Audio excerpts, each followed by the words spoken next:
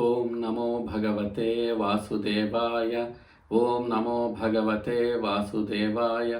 ఓం నమో భగవతే వాసుదేవాయ. హరే కృష్ణ. ఎందరో మహానుభావులు, అందరికీ వందనాలు. నేను మీ భీమా. శ్రీపదానికి మీకు సాదర స్వాగతం. ఇక్కడ మనం మాట్లాడుకునే మాటలు మన మనసుల్ని ఒప్పించి ఒక ఉన్నతమైన మార్గం వైపు వెళ్ళేలా చేయాలన్నది సంకల్పం. మీరు కనుక ఇప్పటికీ ఉన్నతమైన మార్గంలో ఉంటే దాన్ని అత్యుత్తమ స్థాయికి చేరాలని సంకల్పం చేసుకుంటూ ముందుకు వెళ్దాం రండి. మనం విజయవంతంగా 2 అధ్యాయాలు ముందు పూర్తి చేసుకున్నాం. 3వ అధ్యాయంలో 3 భాగాలు మనం ఇప్పటి వరకు నేర్చుకున్నాం. ఇప్పుడు 4వ భాగంలోకి వెళ్ళేటువంటి ప్రయత్నం చేద్దాం. గత ఎపిసోడ్లో మనం ఏం నేర్చుకున్నాం? 3వ అధ్యాయంలో 11వ శ్లోకం నుండి 15వ శ్లోకం వరకు నేర్చుకున్నాం. అక్కడ భగవంతుడు ఏం చెప్పారు? మన జీవన చక్రం ఎలా ఉంటుంది, ఒకరిపై ఒకరు ఆధారపడి ఎలా ఉన్నాము అనేటువంటిది కంప్లీట్గా పూర్తి జీవన చక్రాన్ని మనకి అక్కడ భగవంతుడు చూపించారు. అంటే ఎవరి మీద ఎవరు ఆధారపడి ఉన్నారు, జీవులు ఎలా పుడుతున్నాయి, ఆ జీవులకి పుట్టుకకు ఏది అన్నం ఎలా కారణం అవుతుంది, అన్నం వర్షాల వల్ల ఎలా వస్తుంది, ఆ వర్షం యజ్ఞం వల్ల ఎలా పుడుతుంది, ఆ యజ్ఞం కర్మ వల్ల ఎలా పుడుతుంది, అలా ఒక చక్రాన్ని పూర్తిగా మనకి భగవంతుడితో మొదలుపెట్టి మన ప్రాణుల వరకు ఉన్నటువంటి చక్రాన్ని పూర్తిగా చెప్పేటువంటి ప్రయత్నం చేశారు భగవంతుడు. మనకు చాలా బాగా అర్థమై ఉండాలి. ఎందుకంటే మనం ఎలా ఉన్నాము, ఈ ప్రకృతిలో ఎలా ఎగ్జిస్ట్ అయి ఉన్నాము అనేటువంటిది పూర్తిగా మనకి విడమర్చి భగవంతుడు చెప్పారు. కాబట్టి ఆ శ్లోకాలు కనుక ముందు భాగంలో పూర్తిగా అర్థమైతే ఇప్పుడు తర్వాత శ్లోకం 3వ అధ్యాయంలో 16వ శ్లోకం చూసేటువంటి ప్రయత్నం చేద్దాం. మన జీవితం అంటే ఏంటి అనేటువంటిది ఇందులో భగవంతుడు మనకి పూర్తిగా విశదీకరించి చెప్తారు. ఏం చెప్తున్నారు? 3వ అధ్యాయం 16వ శ్లోకంలో ఏవం ప్రవర్తితం చక్రం నానువర్తయతి హయా అఘాయః ఇంద్రియా రామః యుమోఘం పార్థ సజీవతి అని చెప్తున్నారు. అంటే బాగా అర్థం చేసుకోండి. మీరు బాగా ఒక భగవద్గీతను పక్కన పెట్టుకుని చూసేటువంటి ప్రయత్నం చేస్తే ఇంకా బాగా అర్థమవుతుంది మనకి. ఏవం ప్రవర్తితం చక్రం. ఓ పార్థ, ఓ అర్జున, ఈ విధంగా భగవంతునిచే నడపబడుతున్న సృష్టి చక్రాన్ని, ఏవం ప్రవర్తితం చక్రం, ఈ సృష్టి చక్రం భగవంతుడిచే నడపబడుతుందని మనం ముందే తెలుసుకున్నాం. ఎందుకంటే భగవంతుడి నుండి పుట్టింది, ప్రాణులతో చివరికి ముగిసింది అక్కడ ఆ చక్రం. కాబట్టి భగవంతునిచే నడపబడినటువంటి ఈ చక్రాన్ని నాను వర్తయతిహయ అంటున్నారు. ఈ లోకంలో ఎవరైతే అనుసరించరో, నాను వర్తయతిహయ, ఎవరైతే అనుసరించరో, అగాయ అంటే పాపమే జీవితంగా కలిగిన వాడిని, అంటే వాడు అనుసరించిన వాడు పాపాత్ముడు అన్నట్లు. కాబట్టి ఎవరైతే ఈ జీవన చక్రాన్ని అనుసరించరో, ఇంద్రియా రామ అంటున్నారు. కేవలం ఇంద్రియాలనేటువంటి సుఖాలనే అనుభవిస్తూ ఉండేవాడు. ఈ చక్రాలతో వీటితో నాకు సంబంధం లేదు, ఈ ప్రకృతితో నాకు సంబంధం లేదు, నా ఇంద్రియాలు ఇచ్చేటువంటి సుఖాలతోనే నాకు సంబంధం అనేటువంటి ఎవరైతే ఉన్నారో వారిని ఏమంటున్నారు?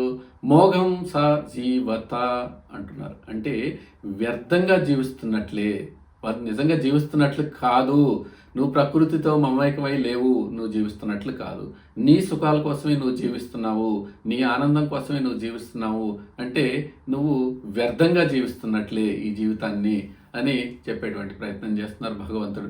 నిజంగా మనం గుండె మీద చేయి వేసుకుని ఆలోచించినా కూడా మనందరి జీవితాల్లో ఇది అర్థం అవుతూ ఉంటుంది. మనం ఎప్పుడైతే ప్రకృతితో మమేకమై ఈ జీవన చక్రంలో, భగవంతుడు సృష్టించిన ఈ జీవన చక్రంలో మనం గనక ఉండమో అప్పుడు మన జీవితం వ్యర్థం అనేటువంటిది ఇక్కడ భగవంతుడు మనకి ఈ శ్లోకం ద్వారా చెప్పేటువంటి ప్రయత్నం చేస్తున్నారు. కాబట్టి దీన్ని మనం వేరే రకంగా అర్థం చేసుకున్నాం అనుకోండి, ఇది జీవిత పరమార్థం గురించి మనకి కేవలం తినటం, నిద్రపోవటం, సుఖపడటం కోసమే బ్రతికేవాడి జీవితం వ్యర్థం అనేటువంటిది. ఆ మోఖం అంటే అదే కదా, మోఖం అంటేనే వ్యర్థం.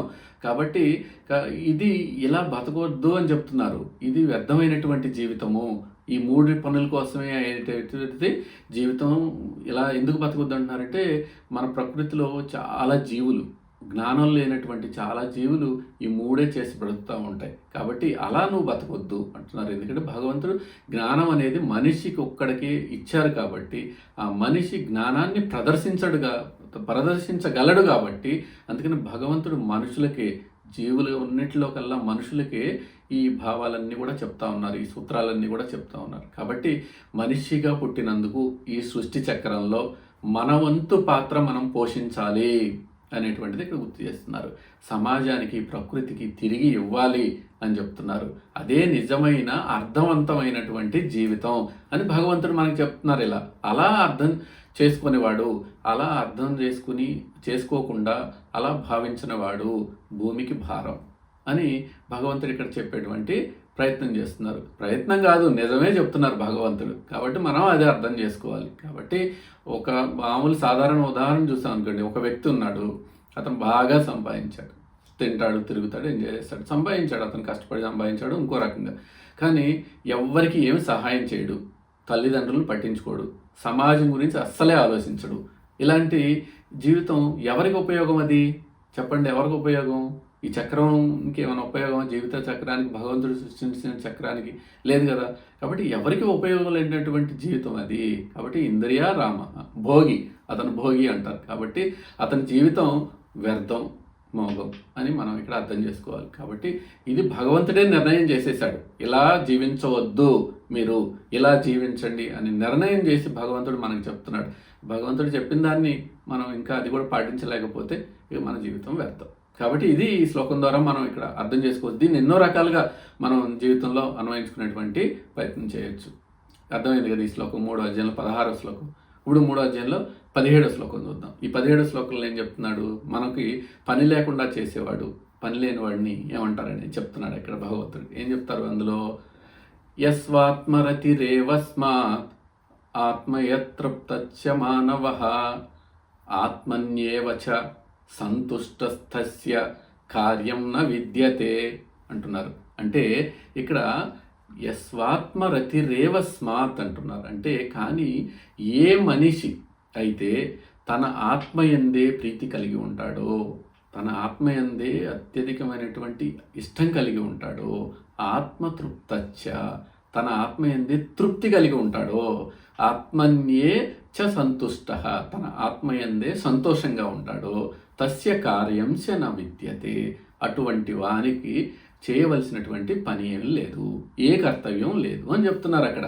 అంటే మనం ఏమంటున్నాము? భోగి గురించి మాట్లాడాము ముందు. భోగి అంటే ఏ పని చేయడు, ఏమి చేయడు, దేనికి గౌరవం ఇవ్వడు, సృష్టిలో చక్రానికి, జీవిత చక్రానికి గౌరవం ఇవ్వడు, పక్కవారికి గౌరవం ఇవ్వడు, తల్లిదండ్రులకు గౌరవం ఇవ్వడు, ఇలాంటి వారి గురించి మాట్లాడుకున్నాం మోగహ అని చెప్పేసి. కానీ ఎవరైతే, ఏ మనిషి అయితే తన ఆత్మయందే ప్రీతి కలిగి, తన ఆత్మయందే తృప్తి కలిగి, తన ఆత్మయందే సంతోషం కలిగి ఉంటాడో అతనికి చేయవలసినటువంటి కార్యం ఏది లేదు. అంటే ఎవరు చేయకూడదు, ఎవరు చేయాలి అనేటువంటి చెప్పారు ఇక్కడ భగవంతుడు మనకి. చెయ్యకూడనటువంటి, ఇప్పుడు మనం ఏం చేస్తున్నాం? దానికి వ్యతిరేకంగా చేస్తున్నాం. ఎవరైతే కర్మ చేయాలో, ఎవరైతే ఆత్మయందు నిగ్రహం ఉంచుకోవాలో, ఆత్మయందు ఉన్నది అని నమ్మాలో వారు నమ్మట్లేదు. ఎవరైతే నమ్మారో వాళ్ళకి చేయవలసింది ఏమీ లేదు. ఇంకెందుకంటే ఆత్మజ్ఞానం వచ్చేసింది కాబట్టి చేయాల్సినటువంటిది ఏం లేదు. కాబట్టి ఇది చెప్పాలంటే మనం ఇంతకుముందు మాట్లాడుకున్నాం 2వ అధ్యాయంలో 55వ శ్లోకంలో ఏం చెప్పుకున్నప్పుడు శ్రితపజ్ఞుడు అని చెప్పుకున్నాం. ఎవరి సంతోషం అయితే బయట వస్తువుల మీద కానీ వ్యక్తుల మీద కానీ ఆధారపడి ఉండదో వారు తమలో తామే ఆనందంగా ఉంటారు. వారికి బాధ్యతలు చేయాల్సినటువంటి విధులు ఏమి ఉండవు కాబట్టి వాడిని శ్రితపజ్ఞుడు అంటున్నారు అని మనం అక్కడ చెప్పుకున్నాం. ఆ శ్రితపజ్ఞుడి యొక్క లక్షణాలనే ఇక్కడ మళ్ళీ భగవంతుడు మరొకసారి చెప్పేటువంటి ప్రయత్నం చేశారు. కాబట్టి కోరికలను జయించే వారు ఎవరైతే ఉన్నారో, ఎందుకంటే కోరికలను జయించాలి, పూర్తిగా జయించలేకపోయినా జయించేటువంటి ప్రయత్నం చేయాలి అని భగవంతుడు ఇక్కడ మనకు బోధిస్తూ ఉన్నారు. ఇలా అర్జున, నువ్వు ఇంకా ఆ స్థితికి చేరుకోలేదు, ఇంకా నీలో కోరికలు, రాగద్వేషాలు అన్నీ ఉన్నాయి. కాబట్టి నీకు కర్తవ్యం ఏంటి అంటే కర్మ చేయడం. ఇక్కడ యుద్ధం. నువ్వు ఇలా చెయ్యను అని కూర్చుంటే కుదరదు, నువ్వు కర్మ చేయాల్సిందే. కర్మ చేయకూడని వంటి వాళ్ళు ఎవరో నేను చెప్పాను కదా. ఇప్పుడు ఆత్మజ్ఞానులు ఎవరైతే ఉన్నారో వారికి ఎటువంటి కర్మ చేయాల్సినటువంటి అవసరం ఉండదు. నువ్వు ఇంకా ఆ స్థితికి చేరలేదు కాబట్టి ఖచ్చితంగా నువ్వు కర్మ చేయాల్సిందే అని చెప్తున్నారు. ఏం కర్మ చేయాలి, ఏం కర్తవ్యం చేయాలి అంటే యుద్ధం అనే కర్మ చేయాలి. యుద్ధం అనే కర్తవ్యాన్ని నువ్వు చేయాలి. ఆత్మారాముడు తెలుసుకున్నవాడికి కర్మ అవసరం లేదు కాబట్టి నువ్వు తెలుసుకోలేదు. ఇంకా తెలుసుకున్నప్పుడు నువ్వు మానేది, కానీ ఇప్పుడు చేయాల్సిందే అని చెప్తున్నారు. కాబట్టి మనం నిత్య జీవితంలో దీన్ని అన్వయించి చూసుకున్నాం అనుకోండి. ఇప్పుడు మన కళ్ళ ఎదురుగుండానే చాలామంది మహానుభావులు అలాంటి వాళ్ళు ఉన్నారు. ఇప్పుడు రమణ మహర్షి జీవితాన్ని తీసుకోండి మీరు. రమణ మహర్షి జీవితం తీసుకుంటే వారి జ్ఞానులు. వారికి ఏమైనా పాస్తులు ఉన్నాయా? ఏమైనా కుటుంబం మీద కోరికలు ఉన్నాయా? భవబంధాల మీద కోరికలు ఉన్నాయా? లేవు కదా. ఎప్పుడు ఎలా ఉండేవారు ఆయన అంటే మనం పుస్తకాల్లో చదవటం, మనం ప్రత్యక్షంగా చూడలేదు కాబట్టి ఆయన జీవిత చరిత్ర కానీ ఆయన రాసినటువంటి పుస్తకాలు చూస్తే ఆయన గురించి చెప్పేటువంటి ఎందరో మహానుభావుల గురించి వారి మాటల నుంచి కనుక మనం వింటే ఆయన ఎప్పుడు కూడా ఆత్మానందంలో ఉండేవారు అని మనం చెప్తూ ఉంటారు. ఆత్మానందంలో అంటే వారికి సమాజ నియమాలు వర్తించవారు. అలాంటి వారికి, అలా ఆత్మ యొక్క భావనలో ఉన్నవారికి సమాజ నియమాలు వర్తించవు. వారు చేయాల్సినటువంటి పని కూడా ఏం లేదు. సంసారంలో ఉన్నటువంటి మనలాంటి వారికి మాత్రమే బాధ్యతలు ఉంటాయి. కాబట్టి మనకి వారికి తేడా అది ఉంది. మనం ఈ బాధ్యతలను కూడా మనం ఎలా పోషించాలి, ఎలా ఈ బాధ్యతలు నిర్వర్తించాలి అని విడమర్చి చెప్తున్నారు భగవంతుడు ఇక్కడ. కాబట్టి మన నియమాలని ఎలా పాటించాలి, మనం దేనితో అనుసంధానమై మన జీవితాన్ని ఒక గృహస్థగా మన జీవితాన్ని ముందుకు తీసుకువెళ్ళాలి అనేటువంటిది భగవంతుడు ఇక్కడ ఈ శ్లోకం ద్వారా మనకు చెప్తున్నారు. కాబట్టి అలా చేసేటువంటి ప్రయత్నమే మనం, అంతకన్నా ఎక్కువేం చేయలేము. ప్రయత్నం చేసేటువంటిది కార్యమన్నా మనం చేయాలి. అలా ఈ శ్లోకం అర్థమైంది కదా. ఈ శ్లోకం అర్థమైతే మనం 3వ అధ్యాయంలో తర్వాత 18వ శ్లోకంలో పై శ్లోకానికి దాని కంటిన్యూషన్లో చెప్తారు ఈ శ్లోకం. ఈ శ్లోకంలో ఏం చెప్తున్నారు?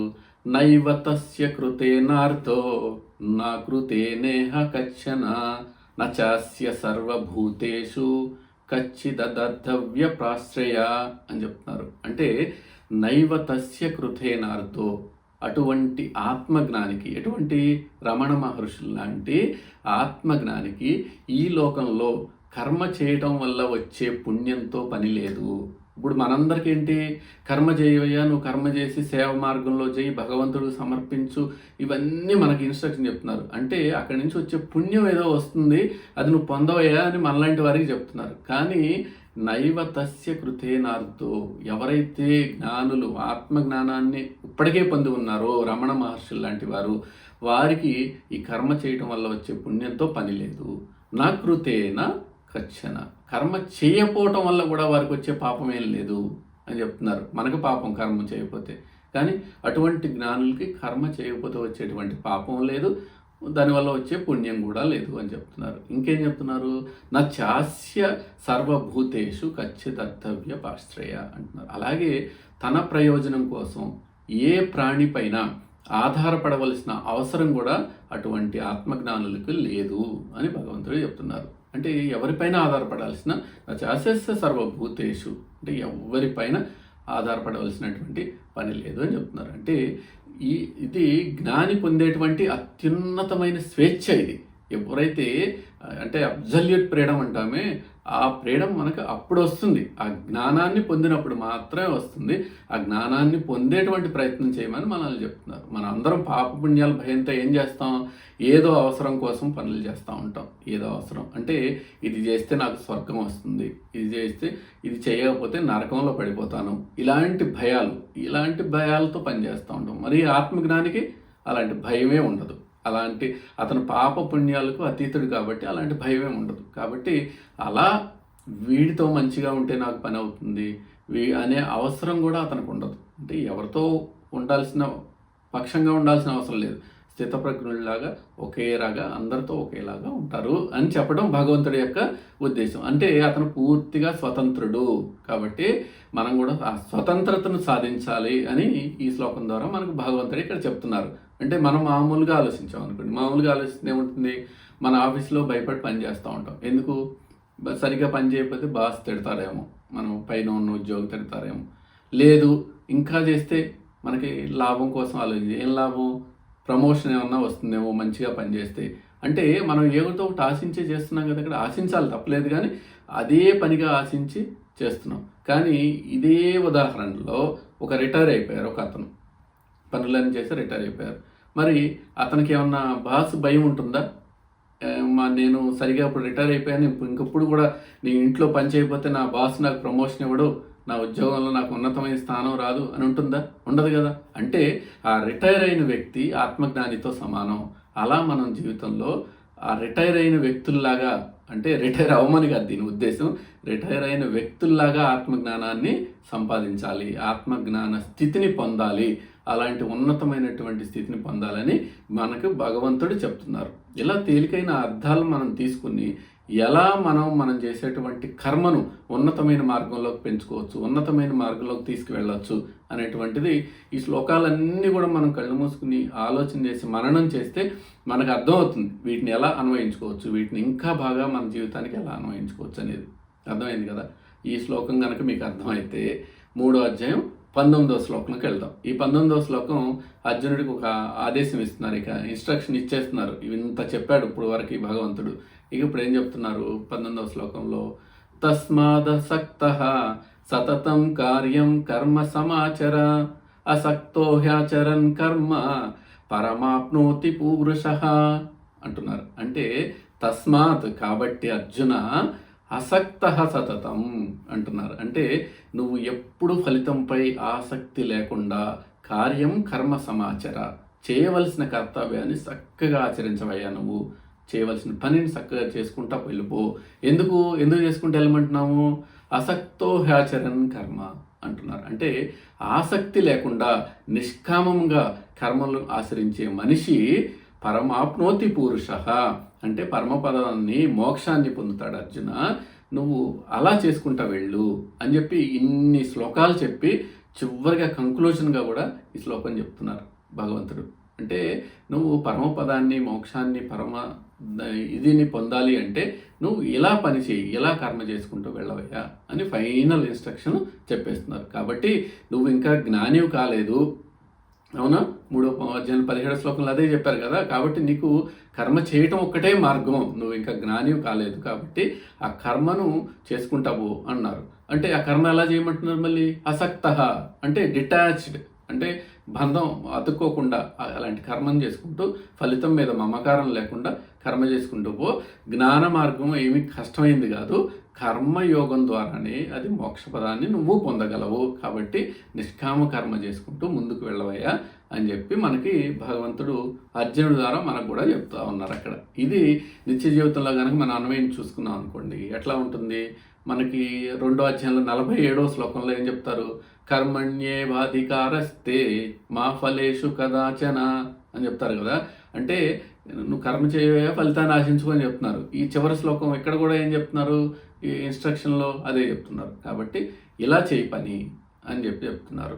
దీన్ని మనం ఇంతకుముందు కూడా ఒక ఎగ్జాంపుల్ మాట్లాడుకున్నాం. ఒక ఎగ్జాంపుల్ ఏం చేసాం? మన సోల్జర్, మన సైనికుడు ఉన్నారు, భారతదేశం కూడా యుద్ధం చేస్తున్నారు. మరి అతను యుద్ధం చేసేటప్పుడు అక్కడ బోర్డర్లో నిలబడి చేస్తారు. అతని యొక్క భావన ఎలా ఉంటుంది? నేను ఈ యుద్ధంలో చనిపోవచ్చు కానీ నా దేశం గెలవాలి అన్నట్లు ఉంటుంది. అంటే నిష్కామ భావన, ఎటువంటి ఫలితం లేనటువంటి నిష్కామ భావంతో వారు పనిచేస్తారు. కాబట్టి అక్కడ సరిగ్గా చేయగలుగుతున్నారు వాళ్ళు.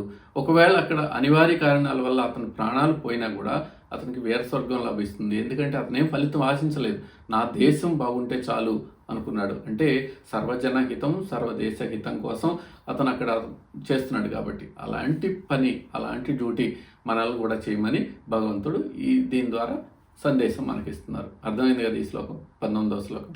ఈ శ్లోకం అర్థమైతే మనం 3వ అధ్యాయంలో 20వ శ్లోకం చూద్దాం. 20వ శ్లోకంలో ఏం చెప్తున్నారంటే ఒక మంచి ఉదాహరణతో చెప్తారు. ఈ శ్లోకం కనుక మనకి బాగా అర్థమైతే మనం ఎటువంటి తప్పులు చేయం జీవితంలో. ఏం చెప్తున్నారు? లోక సంగ్రహం కోసం ఈ ఒక ఉదాహరణ ద్వారా చెప్తారు ఈ శ్లోకాన్ని. ఏం చెప్తున్నారంటే కర్మణైవ హి సంసిద్ధి మా స్థిత జనకాదయ అంటున్నారు ఇక్కడ. లోక సంగ్రమేవాపి సంతస్యన్ కర్తుమర్హసి అంటున్నారు. అంటే కర్మణైవ హి సంసిద్ధి మా స్థిత జనకాయద అంటే ఎవరు? జనకుడు మొదలైన మహారాజులు కూడా కర్మయోగం ద్వారానే మోక్షాన్ని లేదంటే జ్ఞానాన్ని పొందారయ్యా అర్జున అని చెప్తున్నారు. అంటే జనకుడు యొక్క ఉదాహరణ ఇక్కడ తీసుకున్నారు. ఎందుకు తీసుకున్నారో మనం మాట్లాడుకుందాం. కాబట్టి ఇంకేం చెప్తున్నారు? లోక సంగ్రహమే వాపి సంప్యాచన్ అని చెప్తున్నారు. అంటే పోనీ నీకు జ్ఞానం ఉన్నదనుకున్నా సరే సామాన్య ప్రజలను సన్మార్గంలో నడిపించడం కోసం కర్తుమర్హసి, నువ్వు కర్మలు చేయాలి. అంటే నువ్వు రాజువయ్యా, నువ్వు రాజువు కాబట్టి నిన్ను అనుసరించే వాళ్ళు ఎంతోమంది ఉంటారు, వాళ్ళ కోసమైనా నువ్వు కర్మలు చేయాలి అని చెప్తున్నారు. కాబట్టి లోక సంగ్రహం దీని గురించి గొప్పవాళ్ళు ఏం చేస్తే అంటే ఆదర్శవంతమైనటువంటి గొప్పవాళ్ళు ఏం చేస్తే సామాన్యులు అదే చేస్తారు అనేటువంటిది భగవంతుడు చెప్పేటువంటి ఉపదేశం. ముందు ముందు శ్లోకాల్లో ఆయన చాలా బాగా విశదీకరించి చెప్తారు. ఎవరైతే గొప్పవాళ్ళు ఉంటారో వాళ్ళు ఏం చేస్తే కింద వాళ్ళు అది ఫాలో అవుతారు అనేది. కాబట్టి ఇక్కడ కూడా అదే చెప్తున్నారు. కాబట్టి జ్ఞానులైన వారు కర్మలను మానేయకూడదు. నువ్వు కర్మలను మానేస్తే నీ కింద వాళ్ళు కూడా నీ కింద చేసే సైనికులు కర్మలు మానేస్తారు. నీ ఆదేశాలు పాటించే వారందరూ కూడా కర్మలు మానేస్తారు. కాబట్టి నువ్వు కర్మ చేయటం మానేయకూడదు. వారు మానేస్తే వారిని చూసి సామాన్యులు కూడా అలాగే చేస్తారు. కాబట్టి ఎందుకు అక్కడ మనకి జనక మహారాజు జనకాయుధ అని ఎందుకు చెప్పారంటే, జనక మహారాజు గురించి కనుక మనం తెలుసుకుంటే, జనక మహారాజు గొప్ప జ్ఞాని అయినా రాజ్యపాలన చేస్తూనే ఉన్నారు. అంటే కర్మ చేస్తూనే ఉన్నారు. రాజ్యపాలన ఆయన చేయాల్సినటువంటి అవసరం లేదు. ఎందుకు చేస్తున్నారు మరి రాజ్యపాలన? ప్రజలలో ఆదర్శంగా నిలవటం కోసం మనకు జనకుడు సీతామాత తండ్రి గారు మనకి ఆయన్ని రాజ్యాన్ని పరిపాలిస్తూ ఉన్నారు. రాజ్యాన్ని పరిపాలించారు కూడా. ప్రపంచంలో ఉండి కూడా, ఈ లౌకిక ప్రపంచంలో ఉండి కూడా ప్రపంచానికి అతీతంగా జీవించవచ్చు అని ఎవరైనా మనకు చూపించారు పురాణ గాథల ద్వారా అంటే అది ఒక్క జనక మహారాజు మాత్రమే. జనక మహారాజు ఆయన ఏమంటారంటే విదేహరాజు అని కూడా అంటారు జన మహారాజుని. కాబట్టి రాజు అయినప్పటికీ కూడా ఆయన చాలా గొప్ప బ్రహ్మజ్ఞాని. అసలు కర్మలో ఆసక్తి అనేదే లేదు అతనికి. అలాంటి రాజఋషి అతను. అనేక ఉపనిషత్తుల్లో జనక మహారాజు గురించి ప్రస్తావించబడినటువంటి మహాత్ముడు ఆయన. అయినా కానీ అతను కూడా రాజుగా పరిపాలించడం అనేటువంటి తన కర్తవ్యాన్ని అనేటువంటి కర్మను చేసి అందరికీ ఆదర్శప్రాయంగా నిలిచాడు. అర్జున, నువ్వు కూడా అదే పని చేయాలి అని చెప్పి ఆ ఉదాహరణ చెప్పి మనకి భగవంతుడు ముందుకు తీసుకెళ్తా ఉన్నారు అర్జునుడిని. చూశారు కదా. కాబట్టి మనం మామూలుగా చూసామనుకోండి, ఒక తండ్రి ఉన్నారు, తండ్రి ధూమపానం చేస్తారు, కొడుకుని నువ్వు చేయొద్దు, ఇది మంచిది కాదు అని చెప్పారనుకోండి, కొడుకు వినరు కదా. కాబట్టి తండ్రి ఆదర్శంగా ఉండాలి. ముందు తండ్రి ఆదర్శంగా ఉండి ఆ పైన నువ్వు చెప్పేటువంటి ఇవి ఏమైనా చెప్తే కింద వారు ఆచరించేటువంటి అవకాశం ఉంటుంది. అది అప్పుడు లోకం కూడా నిన్ను ఫాలో అవుతుంది, నిన్ను నీ దారిలో నడవటానికి ప్రయత్నం చేస్తుంది. కాబట్టి జనకుడిలాగా ఉండు అర్జున. మనందరం జనకుడిలాగా మన కర్మలు చేయాలి. అతను అన్నిటికీ అతీతుడైనా కానీ మళ్ళీ అన్ని కర్మలు చేశాడు ఏ భావం లేకుండా. అలా జ్ఞానిలాగా ఉండు అర్జున అని చెప్పి, నువ్వు ఇంకా జ్ఞానివి కాలేదయ్యా అని చెప్పి భగవంతుడు చెప్తున్నాడు. కాబట్టి మనం కూడా ఇక్కడ అర్థం చేసుకోవాల్సినటువంటిది అదే అన్నట్లు. కాబట్టి ఇలాంటి ఆసక్తికరమైన విషయాలని ఇంకా ముందు శ్లోకాల్లో మనం ఎన్నో నేర్చుకోవచ్చు. ఎందుకంటే ఇందాక మనం చెప్పాం, మనం ఎవరైతే అత్యుత్తమమైనటువంటి వాడు, శ్రేష్టమైనటువంటి వాడు ఉన్నారో వారు ఏం చేస్తే మిగిలిన వారు అదే చేస్తారు అనేటువంటిది ముందు శ్లోకాల్లో మనం చూస్తాం. 21వ శ్లోకం 22వ శ్లోకంలో మనకి భగవంతుడు చాలా విశదీకరించి చెప్తారు అక్కడ. కాబట్టి అప్పుడు మనం అవి కూడా నేర్చుకునేటువంటి ప్రయత్నం చేద్దాం అక్కడ. కాబట్టి ఇలా కొత్త పద్ధతిలో మనకి జీవితానికి అన్వయించుకుంటూ భగవద్గీతను చెప్పడం, మీరు కూడా వినటం మీ అందరికీ నచ్చిందని భావిస్తూ ఉన్నాను. నచ్చినట్లయితే ఈ ఛానల్ సబ్స్క్రైబ్ చేసుకోండి. ఇలాంటి మంచి విషయాలు మరింత మందికి చేరేటువంటి అవకాశం కల్పించండి. ఇప్పటివరకు చెప్పిన వాటిలో ఏవైనా తప్పులుగా భావిస్తే పెద్ద మనసుతో క్షమించండి. మీ భీమా. నమస్కారం.